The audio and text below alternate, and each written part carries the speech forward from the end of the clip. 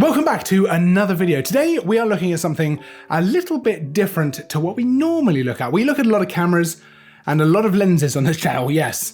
Oh, yes indeed. But we're gonna be looking at this. This is the Canon ImagePROGRAF Pro-300 A3 printer. Now last year we took a look at the Pro-1000 printer. That's a lovely A2 printer.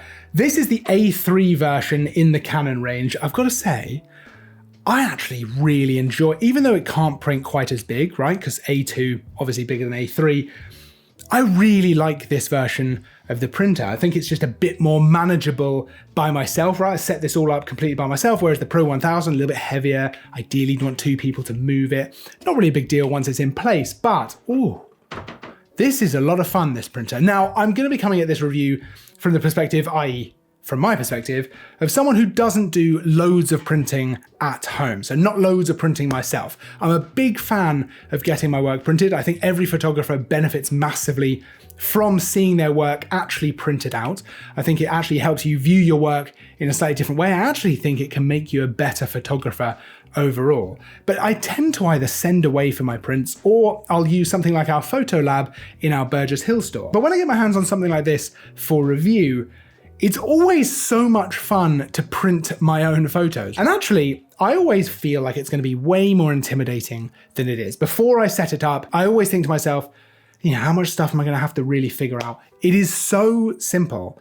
It's almost plug and play. It's crazy how easy it is to actually get started printing your work. So essentially with this printer, I've set it up on this little table here, but I've plugged it in.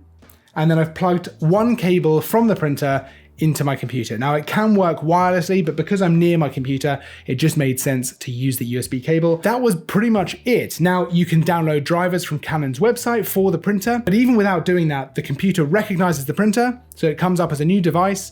Windows is pretty good at installing drivers anyway, which is great. And then you're able to print. You can print from Lightroom, you can print from Photoshop, you can print direct from Windows.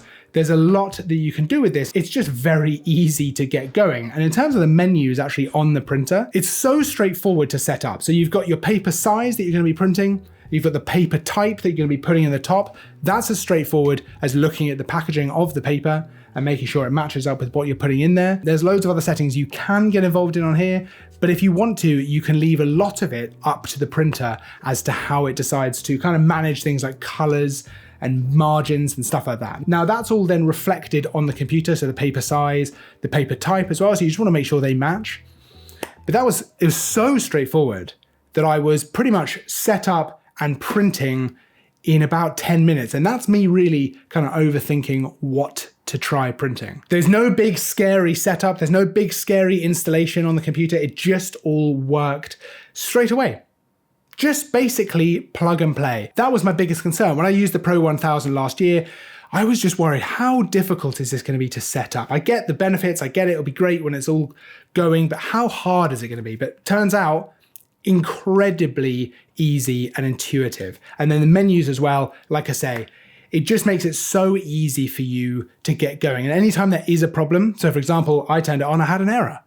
I hadn't opened the paper tray, but the printer immediately tells you what the problem is, how to fix it. So it's so user-friendly in that way, and it just makes the whole experience much better. Now, of course, a printer is only going to be as good as things like color management and as things like the actual ink and the paper that you use. Now, the color management is fairly straightforward, right? You've got options for how you want to do that. You can calibrate your monitor to the printer using a special tool to do that. Or like I did, I just ticked a box on my computer to allow the printer to manage all of the color. And I've got to say, it is spot on immediately. You can do test prints to kind of figure out what it looks like. But I'll be honest, I just went straight in and I'm extremely pleased with the results that I'm getting. The colors look great, the detail is fantastic, it just looks lovely. And then of course, you've got the inks and the paper. Now, generally speaking, I think this is just one of those things where it's best to get the proper inks, right? You've got a nice printer, you want to make sure you've got the official proper inks just because it's going to all work better. It's just the way to do it, right? It just makes sense. And then in terms of the paper, well,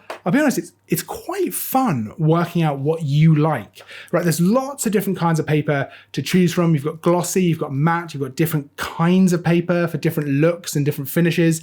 And that really is a subjective thing. That really is what you want. How do you want the image to be displayed? How are you going to maybe hang on the wall or have it somewhere else? Whatever you're going to do with it, that's quite a fun process. The best thing I think to do is to get a bit of a sample, get a couple of different types of paper, and really test them out. Just print some and see what you think. But the actual process of sitting down, taking your work and printing it on this cannot be overstated in terms of how just lovely that is as an end product to your photography. It really just brings everything together.